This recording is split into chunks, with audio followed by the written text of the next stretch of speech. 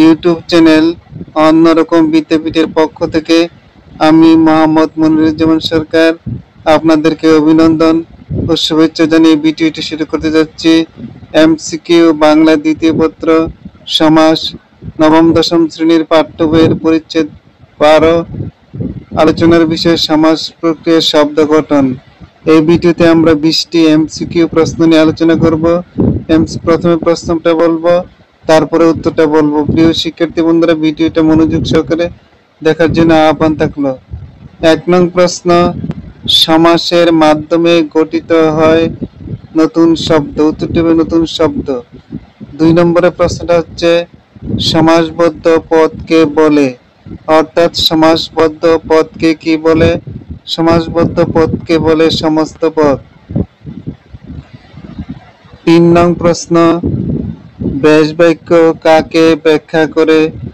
এই 4টি উত্তরের মধ্যে সঠিক উত্তরটি হবে সমস্ত পদ। 4 নম্বর প্রশ্নটা হচ্ছে পরীক্ষা নিয়ন্ত্রক পরীক্ষার সময়সূচি স্কুল কলেজে পাঠানোর নির্দেশ দিয়েছেন। এই বাক্যে স্কুল কলেজ পদটি কোন পদ? অর্থাৎ সমস্ত পদ, না ব্যাস বাক্য, না সমসমান পদ? উত্তরটি হবে সমস্ত পদ। 5 নম্বর প্রশ্ন হচ্ছে অর্থের প্রাধান্যের ভিত্তিতে বাংলা সমাস কত প্রকার? লক্ষ্য করবেন এখানে বিষয়টা, অর্থের প্রাধান্যের ভিত্তিতে বাংলা সমাস মূলত 4 প্রকার।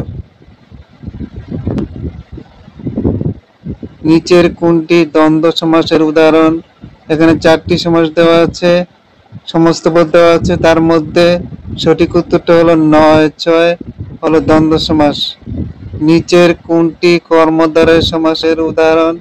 এখানে নবম দশম শ্রেণীর পাঠ্য বইয়ের উত্তরে লেখা আছে হাতগুড়ি, তাহলে আমরা উত্তরটি ধরব হাতগুড়ি। নিচের কোনটির ব্যাস বাক্য যে যোজক রয়েছে? উত্তরটি হবে বেগুন বাজা, বাজা যে বেগুন, বেগুন বাজা কর্মদ্বারয় সমাস। 9 নম্বর প্রশ্ন হচ্ছে মধ্যপদলোপী কর্মদ্বারয় সমাসের উদাহরণ কোনটি? এখানে সঠিক উত্তরটি হবে ঘি ভাত। মধ্যপদলোপী কর্মদ্বারয় সমাসের উদাহরণ হলো ঘি ভাত। 10 নম্বর উপমিত কর্মদ্বারয় সমাসের উদাহরণ কোনটি? এই 4টি উত্তরের মধ্যে সঠিক উত্তরটি হলো চাঁদ মুখ। নিচের কোনটিতে উপমেয় পদের সাথে উপমান পদের অভেদ কল্পনা করা হয়েছে? আমরা জানি অভেদ কল্পনা করা হয় যে সমাসের মধ্যে, সেটা হলো রূপক কর্মদ্বারয় সমাস। এখানে মন মাঝি শব্দটি হবে সঠিক উত্তরটি। এখানে অভেদ কল্পনা করা হয়েছে 2টি শব্দের মধ্যে। 12 নম্বরের প্রশ্ন হচ্ছে বিভক্তি লোপ পাওয়া তৎপুরুষ সমাসের উদাহরণ কোনটি? নিচের 4টি উত্তরের মধ্যে সঠিক উত্তরটা হবে তেলে ভাজা। নিচের কোনটি অলুক তৎপুরুষ সমাসের উদাহরণ? সঠিক উত্তরটা হবে গরুর গাড়ি। 14 নম্বরের প্রশ্নটা হচ্ছে সমাস কাকে বলে? গুরুত্বপূর্ণ একটি প্রশ্ন। এটার উত্তরটা হলো পরস্পর অর্থসঙ্গতি ও অন্বয়যুক্ত একাধিক পদের এক পদে পরিণত না হওয়াকে সমাস বলে। আবার রিপিট করছি প্রশ্নটা, সমাস কাকে বলে? উত্তরটা হবে পরস্পর অর্থসঙ্গতি ও অন্বয়যুক্ত একাধিক পদের এক পদে পরিণত হওয়াকে সমাস বলে। 14 নম্বরের পর 15 নম্বরের প্রশ্নটা ব্যাস বাক্য কাকে বলে? সমস্ত পদকে বাংলে যে বাক্যাংশ পাওয়া যায় তাকে ব্যাস বাক্য বলে। সমস্ত পদকে বাংলে যে বাক্যাংশ পাওয়া যায় তাকে বলে ব্যাস বাক্য। সমসমান পদ কোনটি?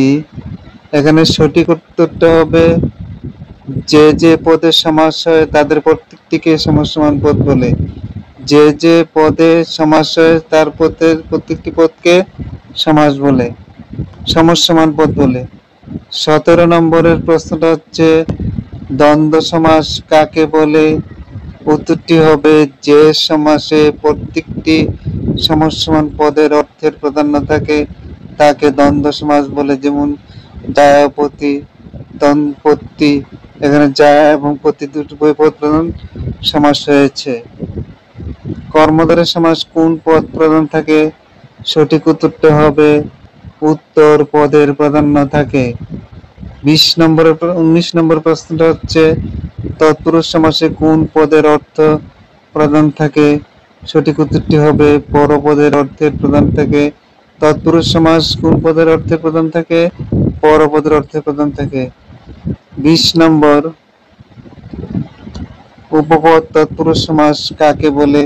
সঠিক উত্তরটি হবে কৃদন্ত পদের সঙ্গে উপপদের সমাসকে উপপদ তৎপুরুষ সমাস বলে। অর্থাৎ যে তৎপুরুষ সমাসের মধ্যে কৃদন্ত পদ থাকে তাকে আমরা উপপদ তৎপুরুষ সমাস বলবো।